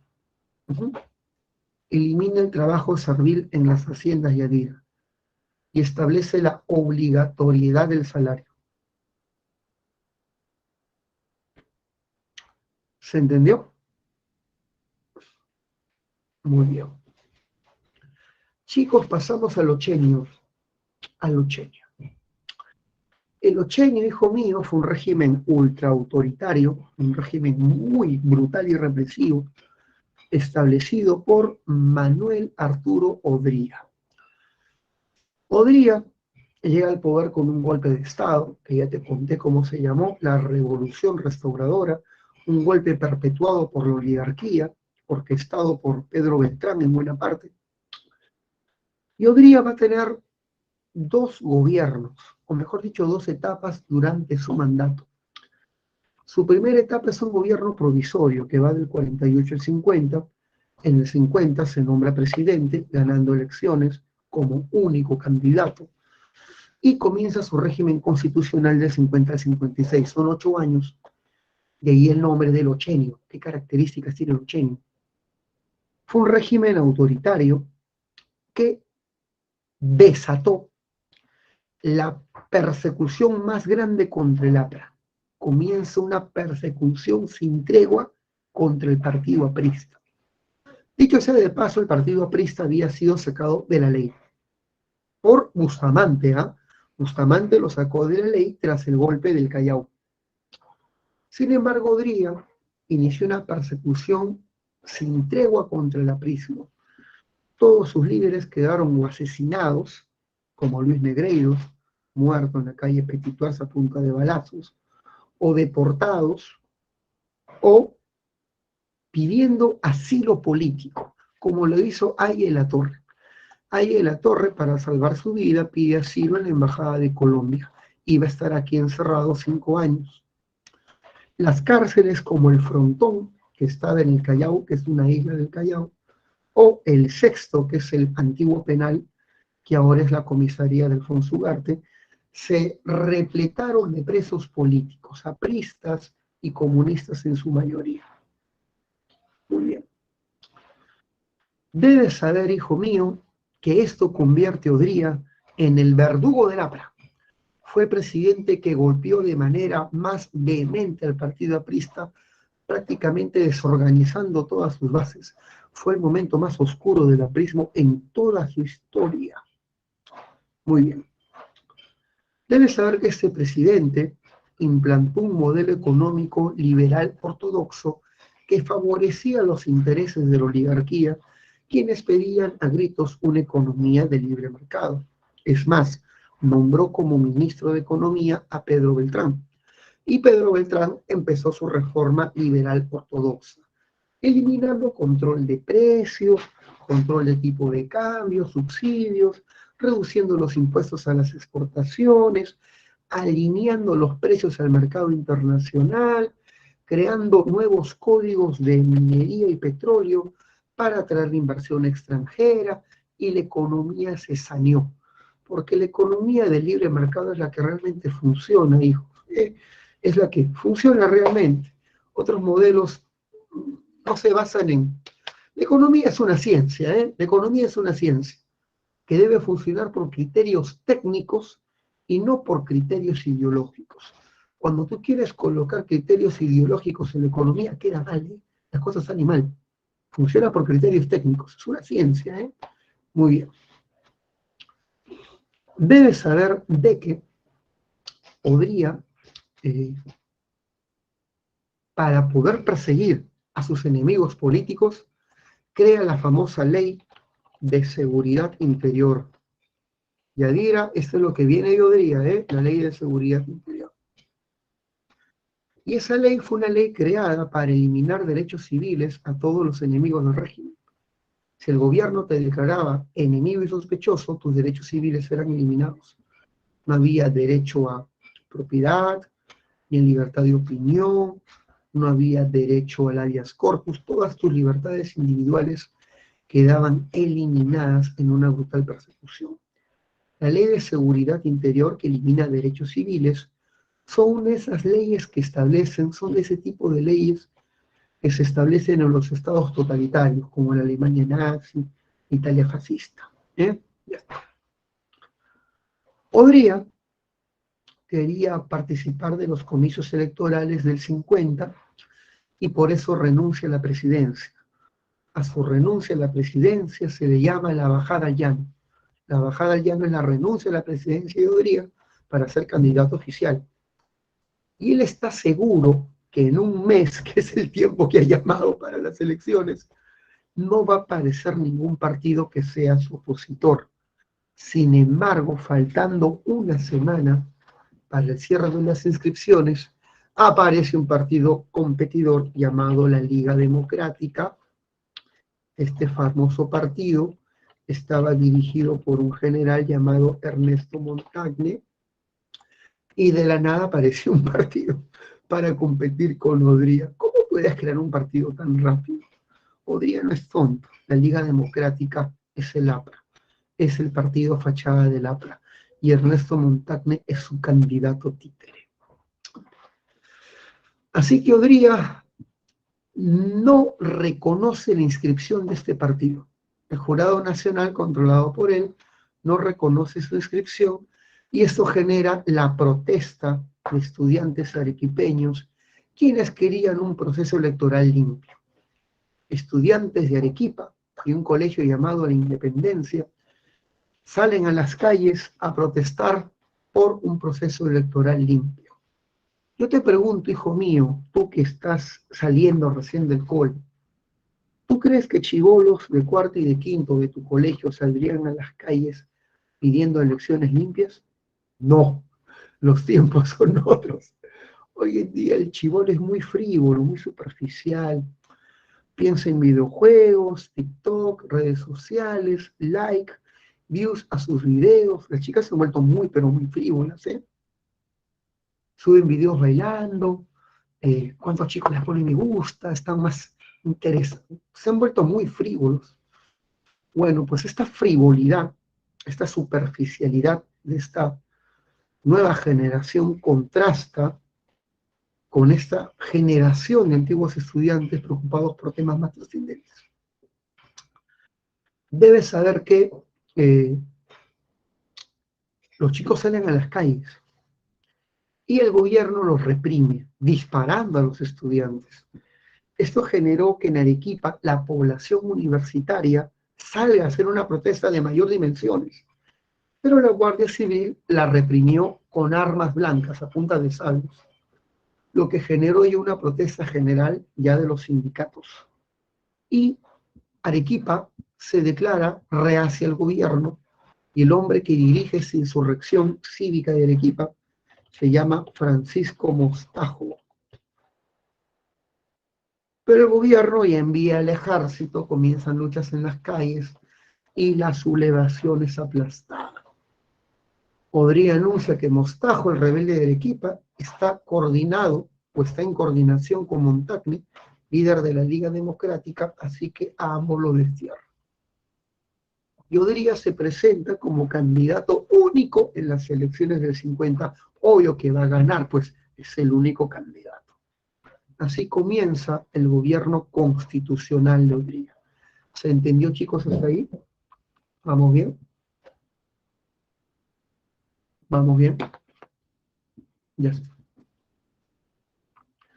Gracias, Yadira. Gracias, Linor.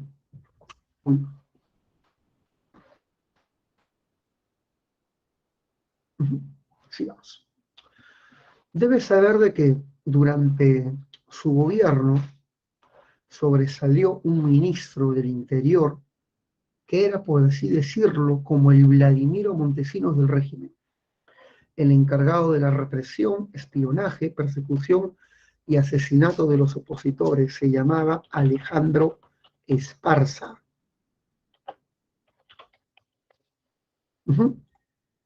Él era la materia gris del régimen, el ministro de la represión, el hombre que promovió la ley de seguridad interior. Importante que lo recuerdes. Debes saber de que Odría ganó las elecciones como candidato único a través de su partido. El partido de Odría se llama el UNO, el UNO, Unión Nacional Odrista. Bueno, una de las importantes medidas de Odría es que durante su gobierno se dio la Guerra de Corea. La Guerra de Corea fue una coyuntura internacional de guerra entre Corea del Norte y Corea del Sur. Y el Perú sale beneficiado porque el Perú incrementa sus exportaciones gracias a este conflicto. El Perú incrementa su exportación de pescado para conservas en la guerra, su producción de minerales, especialmente cobalto, para la producción de municiones. Y estos grandes ingresos derivados de la guerra se convierten en la base para las obras públicas del régimen. De ahí salió la plata para las obras públicas del régimen. Muy bien. ¿Cuáles son las obras públicas del régimen? Se renueva el Estadio Nacional, el estadio de madera de la época de Leguía fue destruido y se crea el actual Estadio Nacional.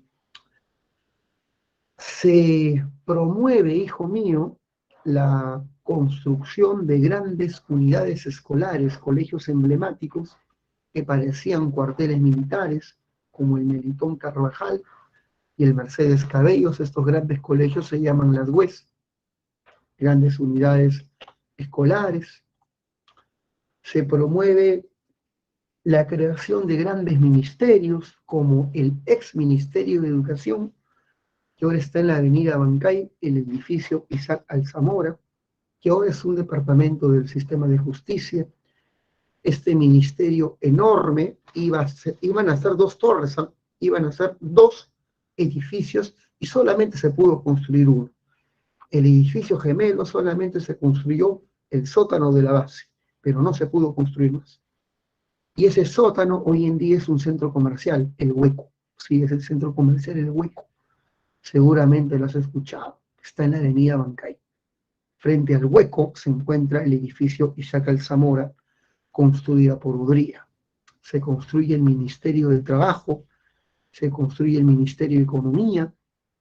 Durante su gobierno, hijo mío, se van a crear unidades vecinales. Las unidades vecinales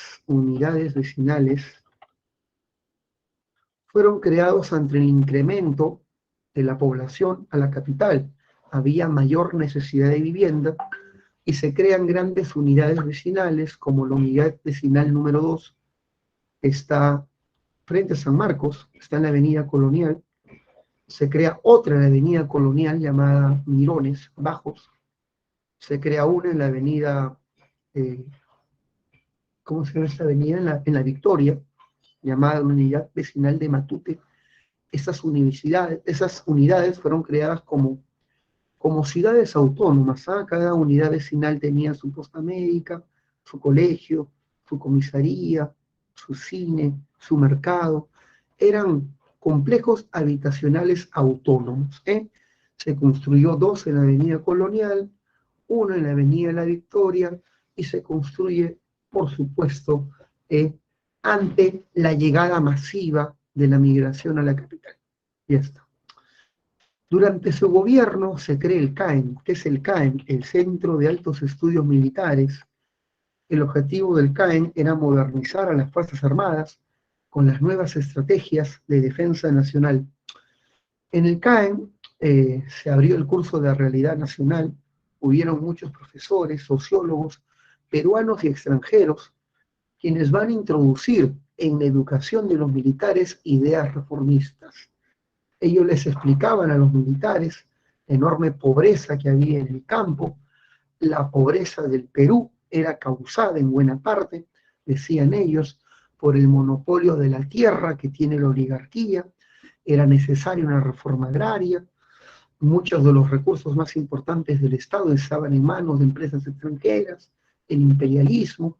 Así que estos intelectuales, desde el CAEM, hablaban de expropiar estos recursos, las nacionalizaciones, y fue así como se formó una nueva generación de oficiales con ideas reformistas. Los oficiales reformistas surgen del CAEM. Por favor, aprender eso. Muy bien. Aquellos que promueven reforma agraria, nacionalizaciones, estos oficiales surgen del CAEM. Muy bien. El Centro de Altos Estudios Militares. Ahí está. Se construye el Hospital del Empleado, hoy conocido como el Hospital Edgardo Rebagliati, el más grande del Perú, y fue en su momento el más grande de Sudamérica. Digamos que el último presidente que le interesó o se interesó en la salud, que hizo grandes inversiones en salud, fue Odría. Odría fue el último presidente que hizo grandes inversiones en salud e incluso lanzó una medida social llamado Seguro Social del Empleado. El Seguro Social del Obrero se extendió al empleado público. El empleado público también tiene cobertura de salud. Así que podemos decir, hijo mío, que este gobierno hizo grandes obras públicas. Su famoso lema fue hechos y no palabras, hechos y no palabras. Sin embargo, durante su gobierno se dan también otras medidas importantes, como permitirse el voto femenino en elecciones presidenciales. Las mujeres también podrán votar en elecciones presidenciales. Eso es importante. Y debes saber que se incrementa el proceso migratorio de provincias a Lima. ¿Por qué la migración? Por el centralismo. Los recursos, las oportunidades de ascenso, el sistema educativo, se concentra en la capital, tenemos un centralismo horroroso, y eso hace que la población decida migrar a Lima. Además, la gente también migra por la presión demográfica, y había mucha gente en provincia, ¿sí? Y la migración sobrepasó el casco urbano. La gente pobre de provincia comenzaba a construir sus viviendas en las laderas de los cerros, en zonas periféricas, surgiendo lo que llamamos las barriadas, ¿eh? Siendo la más emblemática el Cerro San Cosme. El Cerro San Cosme. En la imagen tenemos a Agustino, Santoyo y Anqueta, me dice ahí. Bueno, pues hijo mío, Lima se llena de estos centros poblados, llamados en un principio barriadas, luego llamados pueblos jóvenes, y que hoy en día vienen a ser los conos, pues. Sí, se formó el Agustino, se formó Santa Anita, San Juan de Urigancho, Comas, Caraballo, muy bien. Toda esta gente pobre rápidamente se movilizó al centro de Lima, dedicándose en buena parte al comercio ambulatorio. Van a abandonar su vestimenta andina, van a adoptar la ropa occidental. Los campesinos abandonan el quechua, hablan un castellano un tanto mal hablado, y se occidentalizan y se urbanizan, surgiendo el cholo. El cholo es el campesino o hijo de migrante adoptado al entorno urbano occidental y que va a comenzar a prosperar dedicándose al comienzo al pequeño comercio ambulatorio, luego al comercio formal, creando sus bodeguitas. Con el tiempo sus hijos van a comenzar a acceder a la educación, convirtiéndose en profesores, abogados, comenzando a ascender socialmente, apareciendo el mestizo ilustrado. El cholo es el mestizo ilustrado, ¿eh? Es el hijo de migrante occidentalizado que ha progresado socialmente, acabando con el terrible rol adscrito a la raza. Antes se creía que si eras propietario es porque eras blanco. Los artesanos eran negros y mestizos, los campesinos son indios. Ese rol adscrito a la raza, se trastocó con el llamado proceso de cholificación, que tiene su parte buena, que es el ascenso de la población andina, y tiene su parte mala, el terrible desorden urbano. Adiós, ciudad de los reyes. Lima se llenó de basura, Lima se llenó de barriadas pobres, de callejones de un solo caño, la delincuencia se incrementó. Lima dejó de ser una ciudad bonita y próspera para degradarse en términos estructurales y en términos de higiene. ¿Sí? Muy bien. Bueno, tiene su parte buena y su parte mala. Ya está. Listo, chicos. Esta mujer que está acá es la esposa de Odría, María Delgado. Esta mujer luego se lanza como candidata a la alcaldía ya en la época de los 60, pero ella era el rostro humano del régimen, canalizaba las donaciones oligarcas, convirtiéndolo en apoyo a los más necesitados. Políticas populistas de este régimen para tener respaldo social. Se convierte en la mujer que dirigía los programas sociales a favor del régimen. Pero el gobierno de Odría está desgastado, se desgastó. En Arequipa estalló una protesta social enorme contra el ministro, contra Alejandro Esparza Sañarzo, contra el ministro. Termina destituido. Odría sabe que las siguientes elecciones no la va a ganar. Su régimen está desgastado por lo autoritario que es. Aquí está Odría. Este es Odría. Y el hombre que está acá, Prado, tiene un plan. Prado quiere volver a ser presidente, pero no cuenta con los votos. ¿Quién podría darle los votos para la presidencia? El partido aprista, que a pesar de ser proscrito, es el partido más influyente. Haya puede darle los votos a Prado a cambio de la legalidad, de su regreso al proceso electoral, por su regreso a la legalidad. Esto se hace en coordinación con el líder del Partido Comunista, Eudosio Rabines, que está acá, y el de acá es el líder de la oligarquía, Pedro Beltrán. Se reúnen los hombres que dirigen la política nacional en la Casa de Odría el Pacto de Monterrico y se llega a un acuerdo. Prado ganaría la presidencia. Haya volvería a la legalidad con su partido y a Odría se le garantiza no investigarlo por sus casos de corrupción. Ganaba la impunidad a sus casos de corrupción terribles. Es así como gana Manuel Prado Ugarteche por segunda vez con votos apristas, dándose una alianza que pocos esperaron, la alianza entre el APRA y la derecha oligárquica representada por Prado. A este gobierno, por ende, se le llama el gobierno de la convivencia. Hasta ahí, chicos, ¿se entendió? ¿Vamos bien? ¿Vamos bien?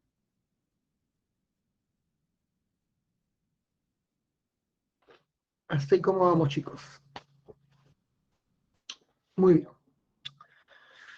El segundo gobierno de Manuel Prado es el gobierno de la convivencia por la alianza entre el APRA y la derecha oligárquica representada por Prado. Para los críticos del aprismo, este pacto marca el viraje ideológico del APRA. El APRA hace un pacto oportunista con la oligarquía y comienza su transformación en un partido de derecha. Eso dicen los críticos del APRA. De que el APRA se convierte en un partido reformista a partir de ese momento, abandonando las ideas de revolución social. Deja de ser un partido antiimperialista, un partido en contra del dominio norteamericano, para convertirse en un partido que se acerque y poco a poco pida más apoyo a los Estados Unidos, para pasar de ser un partido antiimperialista a un partido pro-norteamericano. Su conversión, su viraje ideológico hacia la derecha. Eso dicen los críticos del APRA. Los apristas sostienen que era una estrategia del partido para volver a la legalidad después del hecatombe que significó para ellos el gobierno de Odría. Muy bien. Bueno, pues son dos interpretaciones. Debes saber, hijo mío, que durante esta época se dio la revolución cubana. Fidel Castro tomó el poder en Cuba, derrotando a un dictador llamado Fulgencio Batista. La revolución cubana fue condenada por Estados Unidos porque se torna socialista y el partido aprista condena la revolución cubana. Cuando Estados Unidos sacó a Cuba de la ONU, esto fue aplaudido por Víctor Raúl. Así que comienzan los acercamientos del partido a el capital norteamericano. Víctor Raúl presenta sus nuevas ideas en un discurso en la Plaza San Martín, donde decía que el APRA no quiere arrebatarle su riqueza a los que ya la tienen, sino crear riqueza para los que no la poseen. Ya ha cambiado su discurso. Debes saber de que Estados Unidos, bajo la administración de John F. Kennedy, temía por la propagación del socialismo cubano a otros países como Nicaragua, Honduras, entre otros. Así que desarrolló un programa para brindar apoyo económico a aquellos países democráticos que rechacen al socialismo. Ese programa se llamó Alianza para el Progreso. Con este programa, Estados Unidos brindaba apoyo financiero a aquellos países que estaban dispuestos a hacer reformas democráticas para detener el avance comunista. Y el Perú se pliega a esta política. Muy bien.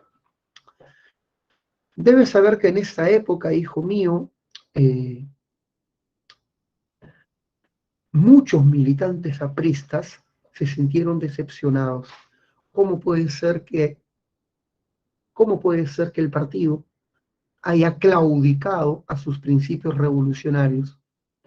Y esta disidencia fue canalizada por un líder aprista llamado Luis de la Puente Uceda, que tenía un proyecto crear un ala radical dentro del partido. Él quería, dentro del partido aprista, crear un ala radical que reivindique los principios originales del partido, que son lucha contra el imperialismo, ¿eh? Lucha contra la oligarquía y el uso de la vía revolucionaria. Quería crear la llamada APRA rebelde, pero no pudo. La dirigencia lo expulsó a él y a sus seguidores y fueron sacados de la militancia aprista por querer crear el APRA rebelde. Muy bien. Por otro lado, debes saber de que en este periodo Prado nombró una vez más como ministro a Pedro Beltrán, quien estableció una economía industrial, liberal ortodoxa como él sabe hacerlo, un creyente del libre mercado. Gracias a sus medidas económicas, en el Perú se repunta la producción de azúcar y la pesca. En esta época hay una especie de bonanza del azúcar por la Revolución Cubana, La Revolución Cubana, en medio del trastorno y de la lucha, hizo que la producción de azúcar decaiga en la región del Caribe y el Perú aprovechó para repuntarse en la producción de azúcar por la subida de precios. Hay una especie de repunte del azúcar y se da el boom pesquero, que sin duda alguna, el boom pesquero debe ser considerado el evento más importante de este gobierno. El boom pesquero, hijo mío, es la transformación de la industria pesquera peruana de una industria artesanal a una industria mecanizada. La transformación de la pesca peruana de la producción artesanal a la producción mecanizada. El Perú dejó de ser un país que solamente se dedicaba al consumo interno para comenzar la exportación de grandes cantidades de recursos pesqueros. El artífice de todo esto fue un empresario de clase media. Fueron los empresarios de clase media los que impulsaron esto. El más importante fue un empresario moqueguano de ascendencia italiana, hijo de migrantes italianos, llamado Luis Banchero Rossi. Luis Banchero Rossi. Luis Banchero Rossi, como algunos lo pronuncian, Luis Banchero. Este hombre tenía empresas de conservas, como la empresa Florida, la empresa Bayobar, y Luis Banchero se dio cuenta que el Perú era muy rico en biomasa de anchoveta, pero la anchoveta no tenía demanda, así que su plan fue convertir la anchoveta en harina y aceite de pescado para convertirse en alimento del ganado europeo, comida de pollo, comida de vaca, quienes comenzaban a desarrollar un físico enorme gracias a este alimento altamente nutritivo y barato. Fue así como el Perú comienza una revolución en su producción pesquera. Descansito. Me había emocionado. Disculpen, chicos, regresamos.